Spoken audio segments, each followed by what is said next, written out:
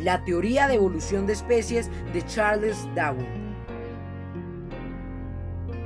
Esta teoría sostiene que los diferentes tipos de plantas, animales y otros seres vivos en la Tierra tienen su origen en otros organismos diferentes que existieron antes y que fueron cambiando a través de varias generaciones.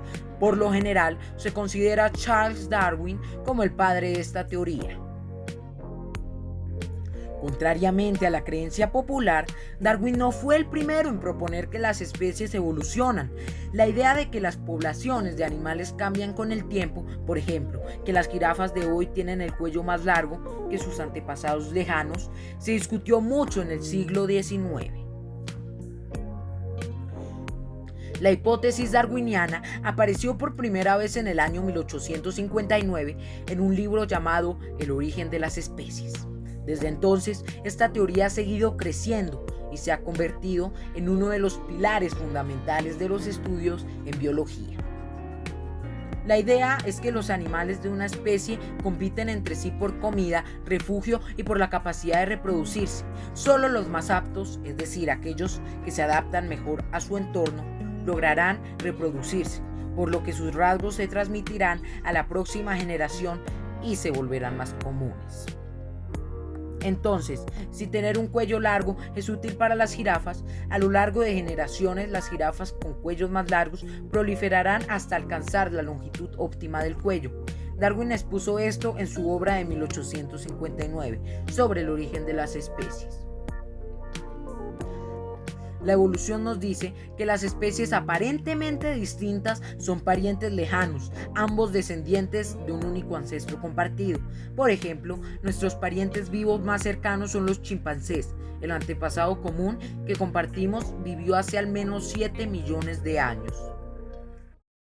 La selección natural o presión selectiva se produce por la influencia del medio ambiente. La presión que ejerce un determinado hábitat obliga a que el ser vivo deba adecuarse genéticamente para sobrevivir. En caso de que un determinado ser vivo no logre adaptarse, desaparecerá definitivamente. De este modo, la teoría de la evolución explica las características biológicas de cada especie en la actualidad y el por qué otras se han extinto. El peso de las objeciones puestas a su teoría, junto con el desconocimiento de las leyes de la genética, llevaron a Darwin, después de 1959, a restar importancia al mecanismo de la selección natural e incluso a aceptar la existencia de mecanismos de tipo lamarckiano como explicación de las transformaciones en los seres vivos. Una de las principales objeciones a la teoría de Darwin en estos años fue puesta por William Thomson, Lord Kelvin. Kelvin compartía con Darwin un modo de entender la transmisión de los caracteres hereditarios que le llevaba a concebir el proceso de evolución por selección natural de una manera extraordinariamente lenta. No solamente los cambios que servían de materia para la selección natural eran diminutos y graduales, sino que para transmitir los caracteres a la descendencia sin ninguna pérdida de variación era necesario que la novedad apareciera en dos individuos y que estos se aparearan entre sí.